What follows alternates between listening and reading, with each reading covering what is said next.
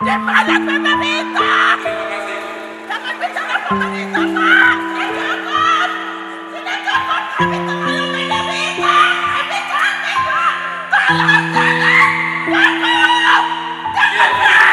Terima kasih. Jangan. Sudah cukup. Ya, kami sudah terlalu menderita, Pak. Kami sakit. Allah, Bapak lihat saya sakit, Bapak. Bapak lihat saya. Iya, saya ada lihat ibu. Jangan. Saya sakit, Bapak. Saya sakit. Tanggal 19 Desember 61 itu kami sudah hapus apa sudah ada. Apa bisa hapus jelas gitu? Boleh, boleh. Kita mau menjadi boleh.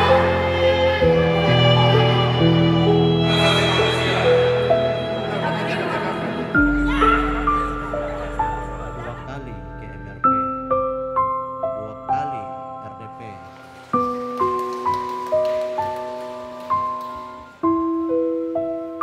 Sebagai penutup saya sudah mau bicara banyak, nanti saya terus Pertama, saya sangat kesal dengan pernyataan Bapak perwakilan pemerintah Provinsi Papua Selatan di dalam yang menyatakan bahwa pemerintah punya HAM. Pemerintah tidak punya HAM. Pemerintah punya kewajiban untuk melindungi HAM. Dan tadi Pak Menteri sendiri sampaikan bahwa pemerintah tidak punya HAM, ya kan? Dan Pak Menteri sedang melakukan tugasnya untuk menguatkan aparatus negara. Saya pikir Pak itu membuktikan bahwa bawahan Bapak itu belum paham tentang HAM.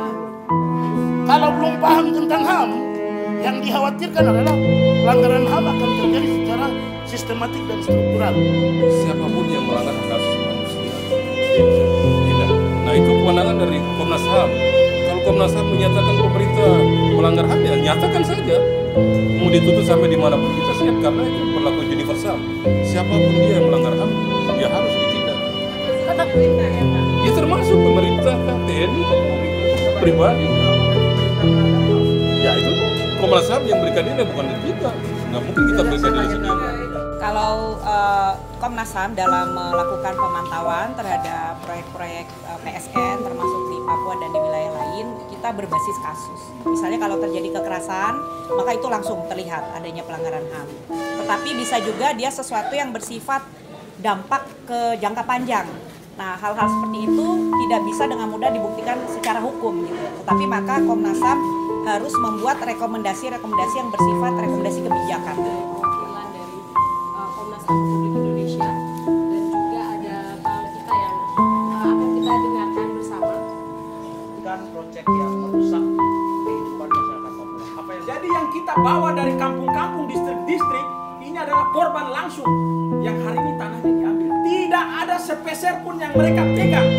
Tidak ada upaya. Saya mau bilang, saya anak asli Malin. Tidak ada upaya. Jadi yang bicara tentang upaya penyelamatan hak asasi manusia Malin, tipu. Program PSN hutan digunduli, kita hari ini mengalami banjir.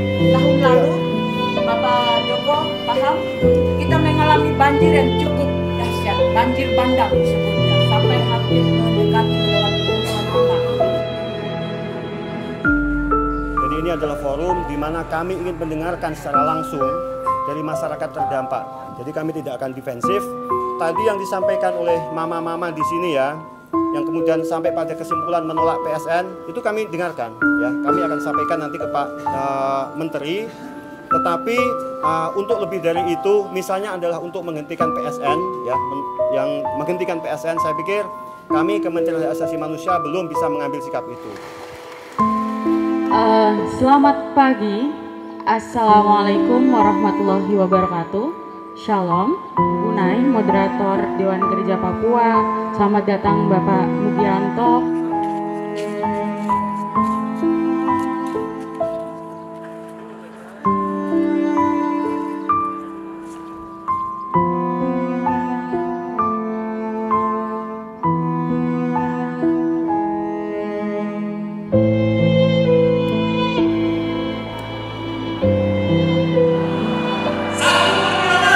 pemerintah provinsi, tapi sebagai alat mewakili perwakilan kita bahwa